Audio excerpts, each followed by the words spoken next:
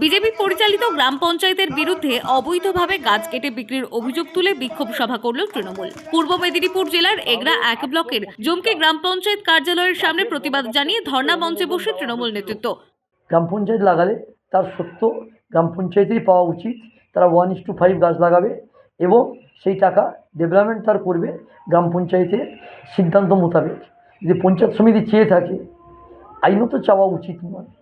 প্রসঙ্গত, কয়েকদিন আগে জুমকি গ্রাম পঞ্চায়েতের 825টি গাছ কাটার টেন্ডার করে বিজেপি পরিচালিত গ্রাম পঞ্চায়েত। তৃণমূলের অভিযোগ, 825টি গাছ কাটার টেন্ডার করে প্রায় 3000-এর বেশি বিক্রি করে বিজেপি পরিচালিত গ্রাম পঞ্চায়েত। কোনোভাবেই সরকারি অনুমোদন না নিয়ে বন দপ্তরের অনুমতি না বহু গাছ কেটে বিক্রি করা হয়েছে। সেই গাছ বিক্রির টাকা পকেটে পুরেছে প্রধান সহ স্থানীয় বিজেপি নেতৃত্ব। তার প্রতিবাদে পঞ্চায়েত কার্যালয়ের সামনে অনির্দিষ্টকালের জন্য ধর্নায় বসেছে শাসক দল।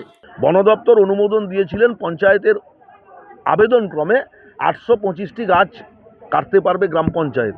তার জন্য টেন্ডার করতে হবে। গ্রাম পঞ্চায়েত টেন্ডার করেছেন, 825টি গাছ কেটেছেন।